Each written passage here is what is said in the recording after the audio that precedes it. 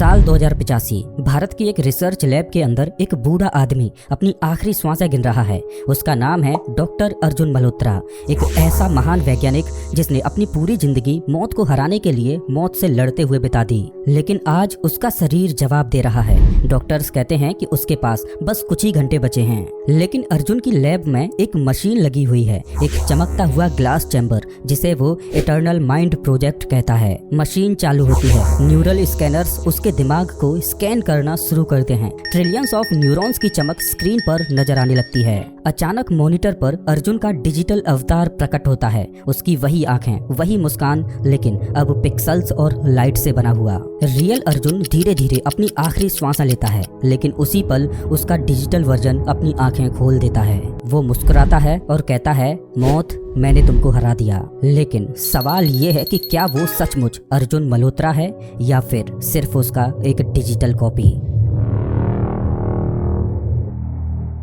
अमरत्व, इंसान का सबसे पुराना सपना। कहीं ऋषि मुनि अपने मंत्रों से इसे पाना चाहते थे, तो कहीं चीनी अल्केमिस्ट अमृत का प्याला खोज रहे थे, तो कहीं आयुर्वेद और यूनानी चिकित्सा शरीर को बूढ़ा होने से बचाने की जद्दोजहद कर रहे थे। हर युग, हर सभ्यता का एक ही अंतिम लक्ष्य रहा, मौत को हराना। लेकिन हजारों साल की कोशिशों के बावजूद भी मृत्यु हर बार इंसान पर भारी पड़ी। अब जरा सोचिए, अगर इंसान की जिंदगी पर एक्सपायरी डेट न होती, अगर हम हमेशा के लिए जिंदा रहते, तो हमारी दुनिया कैसी होती। दोस्तों, आज विज्ञान उसी अनंत सवाल के बिल्कुल नए जवाब की ओर बढ़ रहा है। पहली बार ऐसा लग रहा है कि शायद अमरत्व किसी जादू या दवा से नहीं, बल्कि कंप्यूटर से मिल सकता है। विज्ञान आज एक चौंकाने वाला कॉन्सेप्ट रखता है, ब्रेन अपलोडिंग, यानी आपके दिमाग के सारे राज, आपकी सारी यादें, आपके सपने, आपके डर, यहाँ तक कि आपकी सोच को एक मशीन में ट्रांसफर कर देना। आपका शरीर बूढ़ा हो जाएगा, मर भी जाएगा, लेकिन आप डिजिटल रूप में जिंदा रहोगे।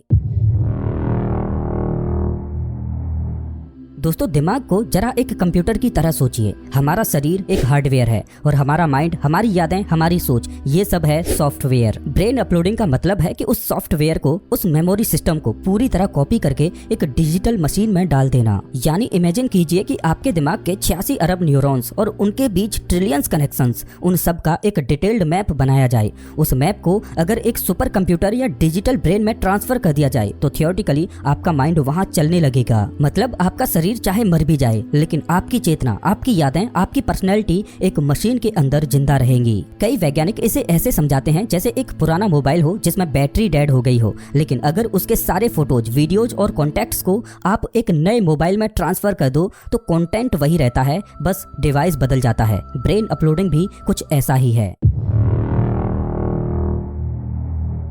दोस्तों, इंसानी दिमाग इस ब्रह्मांड की सबसे रहस्यमय मशीन है। 86 अरब न्यूरॉन्स और उनके बीच ट्रिलियंस कनेक्शंस। ये कनेक्शंस, जिन्हें हम साइनेप्सिस कहते हैं, असल में आपकी पूरी यादों और सोच का नक्शा होता है। वैज्ञानिक कहते हैं कि अगर हम इस पूरे नेटवर्क का एक डिटेल्ड कनेक्टकम बना लें, यानी आपके दिमाग का पूरा मैप, तो थियोरेटिकली हम आपके माइंड को डिजिटल फॉर्म में रेप्लिकेट कर सकते हैं। इसे समझने के लिए आप इंटरनेट की कल्पना कीजिए। जैसे इंटरनेट पर अरबों वेबसाइट्स और लिंक्स आपस में जुड़े होते हैं, वैसे ही आपके दिमाग में न्यूरॉन्स और साइनेप्सिस आपस में लिंक्ड हैं। अगर कोई मशीन इस नेटवर्क को बिल्कुल वैसे ही कॉपी कर ले, तो थियोरेटिकली वो मशीन आपके जैसा ही सोचने लगेगी। अब सवाल उठता है कि क्या ये पॉसिबल है? दोस्तों, आज दुनिया के सबसे पावरफुल सुपर कंप्यूटर्स और आर्टिफिशियल इंटेलिजेंस इसी दिशा में काम कर रही हैं। स्विट्जरलैंड का ब्लू ब्रेन प्रोजेक्ट दिमाग को डिजिटली सिमुलेट करने की कोशिश कर रहा है। न्यूरालिंक जैसी कंपनियां ब्रेन कंप्यूटर इंटरफेस बना रही हैं, ताकि दिमाग और मशीन को डायरेक्टली जोड़ा जा सके। और एआई साइंटिस्ट बिलीव करते हैं कि आने वाले दशकों में हम एक ऐसा मॉडल बना पाएंगे जो इंसानी माइंड को सिमुलेट कर सके। लेकिन एक्सपेरिमेंट्स अभी बहुत ही शुरुआती स्तर पर हैं। वैज्ञानिक कुछ छोटे एनिमल्स जैसे वॉर्म्स और रैट्स के ब्रेन मैप्स बनाने में छोटी मोटी प्रोग्रेस कर पाए हैं,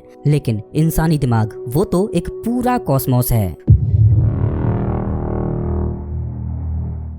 दोस्तों, ब्रेन अपलोडिंग सुनने में जितना सिंपल लगता है, असलियत में ये इंसानी इतिहास की सबसे कठिन चुनौतियों में से एक है। पहली चुनौती है टेक्नोलॉजी। ह्यूमन ब्रेन इतना कॉम्प्लेक्स है कि आज की सबसे पावरफुल मशीन्स भी उसका सिर्फ एक छोटा सा हिस्सा ही सिमुलेट कर पाती हैं। पूरे ब्रेन को स्कैन करना, ट्रिलियंस साइनेप्सिस का डेटा कैप्चर करना, ये काम अनइमेजिनेबल रिसोर्सेज मांगता है। दूसरी चुनौती है आइडेंटिटी। अगर आपके दिमाग का सारा डेटा कॉपी करके एक कंप्यूटर में डाल दिया जाए, तो सवाल उठता है कि क्या वो आप होंगे या सिर्फ आपका एक नया डिजिटल क्लोन? सोचिए, अगर आपकी सारी यादें, आपकी हंसी, आपके डर, आपके सपने सब किसी और मशीन में मौजूद हों तो क्या वो सच में आप हैं या बस आपकी एक नकल? तीसरी और सबसे गहरी चुनौती है कॉन्शियसनेस। हमारे पास न्यूरॉन्स का मैप बनाने का आइडिया तो है, लेकिन चेतना यानी कॉन्शियसनेस क्या है, ये आज तक विज्ञान का सबसे बड़ा रहस्य बना हुआ है। क्या चेतना सिर्फ दिमाग के डेटा से बनती है या फिर इसमें कोई ऐसा एलिमेंट छुपा है जिसे हम छू भी नहीं सकते? अगर कॉन्शियसनेस सिर्फ न्यूरॉन्स की एक्टिविटी है तो शायद अपलोड हो सकती है, लेकिन अगर चेतना कुछ और है, गहरी आत्मा की तरह, तो सवाल ये है कि ब्रेन अपलोडिंग से हम मौत को हरा पाएंगे या बस अपनी ही एक डिजिटल कॉपी बना पाएंगे, जबकि असली हम फिर भी मर चुके होंगे। दोस्तों, ब्रेन अपलोडिंग सिर्फ साइंस का सवाल नहीं है, बल्कि ये आदमी की पहचान और मानवता के सबसे गहरे सवाल उठाता है। सोचिए, अगर आपका डिजिटल कॉपी बना दिया जाए तो असली आप कौन होंगे? वो जो मांस और हड्डियों वाला शरीर है या वो जो मशीन में जिंदा है? अगर मशीन में मौजूद वर्जन ही आप हैं तो असली वाले की मौत का क्या मतलब? और अगर वो बस एक कॉपी है तो क्या उसकी कोई वैल्यू है? एक और बड़ा सवाल है राइट्स का। मान लीजिए किसी वैज्ञानिक ने आपका दिमाग अपलोड कर दिया, तो उस डिजिटल वर्जन के अधिकार क्या होंगे? क्या वो इंसान की तरह स्वतंत्र होगा या फिर वो बस एक सॉफ्टवेयर बनकर कैद में रहेगा? और अगर किसी दिन किसी ने आपके ब्रेन की डिजिटल कॉपी को डिलीट कर दिया तो क्या वो हत्या मानी जाएगी? दोस्तों, ब्रेन अपलोडिंग जितने डर और सवाल लाता है उतनी ही बड़ी उम्मीदें भी लेकर आता है। सोचिए, अगर इंसान का माइंड डिजिटल रूप में जिंदा रह सके तो ये अमरत्व का पहला असली कदम हो सकता है। आपका शरीर बूढ़ा हो जाए, बीमारी से टूट जाए या एक्सीडेंट में खत्म हो जाए, लेकिन आपकी यादें, आपकी सोच, आपकी आत्मा जैसी डिजिटल फॉर्म हमेशा जिंदा रह सकती है। अब सोचिए, विज्ञान और समाज के लिए ये कितना बड़ा वरदान हो सकता है, मरे हुए वैज्ञानिकों और महान दिमागों को डिजिटल रूप में वापस लाना, ताकि उनकी नॉलेज कभी खत्म न हो। इमेजिन कीजिए कि न्यूटन, अल्बर्ट आइंस्टाइन या एपीजे अब्दुल कलाम, अगर उनका ब्रेन अपलोड होता तो हम आज भी उनसे सीख पाते। अगर कॉन्शियसनेस डिजिटल रूप में सुरक्षित रहे तो मौत के बाद भी इंसान का अस्तित्व बना रह सकता है। यानी ब्रेन अपलोडिंग इंसान को सिर्फ मौत से नहीं बचाएगा, बल्कि हमें एक नया जीवन देगा, एक डिजिटल दुनिया में जहां इंसान का ज्ञान और अनुभव कभी खत्म नहीं होगा।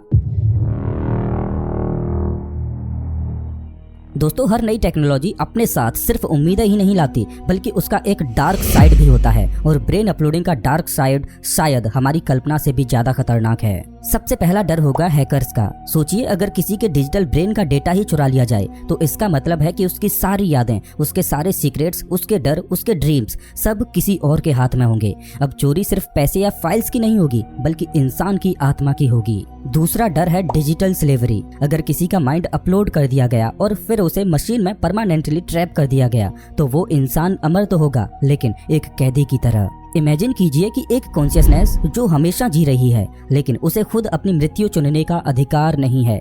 क्या वो अमरत्व है या फिर एक अनंत यातना? तीसरा डर है पावर इम्बैलेंस। अगर ये टेक्नोलॉजी सिर्फ अमीर और पावरफुल लोगों को मिले तो समाज दो हिस्सों में बंट सकता है, इमॉर्टल रिच वर्सेज मॉर्टल पुअर। सोचिए, एक ऐसा फ्यूचर जहां अमीर लोग सदियों तक जिंदा रहेंगे और उनका कंट्रोल कभी खत्म नहीं होगा।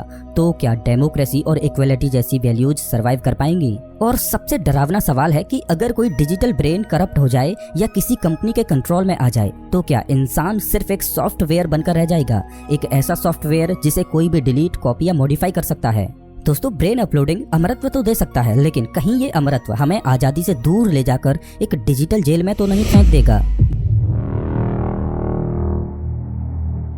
दोस्तों, अगर ये टेक्नोलॉजी सच में रियलिटी बन जाए तो क्या यही अपलोडिंग धीरे धीरे एक नई सिविलाइजेशन की नींव रखेगी? सोचिए, लाखों करोड़ों दिमाग अपलोड होकर डिजिटल फॉर्म में मौजूद हों। ये माइंड्स कभी बूढ़े नहीं होंगे, कभी मरेंगे नहीं, तो ऐसे में क्या वो लोग मिलकर अपनी एक नई रियलिटी बना लेंगे? और अगर ऐसा हुआ तो हो सकता है कि उस फ्यूचर सिविलाइजेशन ने अपने लिए ऐसी डिटेल्ड डिजिटल दुनिया क्रिएट की हो जिसमें लाइफ के सारे नियम प्रोग्राम्ड हों, फिजिक्स, बायोलॉजी, इमोशंस, प्यार, नफरत, सब कुछ। और अगर आने वाले भविष्य में ऐसा हम कर सकते हैं तो इस बात की क्या गारंटी है कि हमारी दुनिया जहां आप और मैं अभी जी रहे हैं वो भी किसी सिमुलेशन का हिस्सा नहीं है? शायद हम पहले से ही ब्रेन अपलोडेड बीइंग्स हैं और ये धरती, ये आसमान, ये पूरी जिंदगी बस एक सिमुलेशन सर्वर पर चल रही है। क्या आपने कभी डेजावू महसूस किया है? वो एहसास कि ये पल मैंने पहले भी जिया है। क्या पता वो कोड का छोटा सा ग्लिच हो? या फिर कभी आपको ऐसे सपने आए हों जहां आप उन जगहों पर जाते हैं जहां आप कभी नहीं गए? क्या पता वो मेमोरीज आपकी नहीं बल्कि किसी और अपलोडेड माइंड की हों जो आपके साथ मर्ज हो गई हों। तो दोस्तों सवाल ये है कि अगर कल हमें ये सच्चाई पता चल जाए कि हमारी दुनिया असली नहीं है बल्कि फ्यूचर सिविलाइजेशन द्वारा बनाया गया एक ब्रेन सिमुलेशन है, तो क्या हमारा जीने का तरीका बदल जाएगा? क्या हम घबरा जाएंगे और कहेंगे कि हम तो कैद में हैं, या फिर वैसे ही जीते रहेंगे क्योंकि आखिरकार रियल वही है जो हमें महसूस होता है? दोस्तों अब सवाल ये है कि अगर ब्रेन अपलोडिंग का फ्यूचर सच है तो क्या हम आज पहले से ही किसी और की बनाई हुई डिजिटल दुनिया में जी रहे हैं? दोस्तों ब्रेन अपलोडिंग आज के लिए एक थ्योरी है, कुछ हद तक साइंस और कुछ हद तक साइंस फिक्शन, लेकिन इतिहास हमें यही सिखाता है कि जो आज नामुमकिन लगता है कल वही इंसान की सबसे बड़ी हकीकत बन जाता है। कभी उड़ना सपना था, आज हम अंतरिक्ष में हैं। कभी अमरत्व कल्पना थी, तो आज हम दिमाग को डिजिटल बनाने की सोच रहे हैं। शायद आने वाले 100 सालों में मौत और जिंदगी के बीच की सीमाएं धुंधली हो जाएं। शायद इंसान अपनी यादों, अपनी सोच, अपनी चेतना को मशीन में हमेशा के लिए कैद कर दे। लेकिन असली सवाल ये है कि क्या यही अमरत्व है या फिर ये बस इंसान की आत्मा की परछाई है?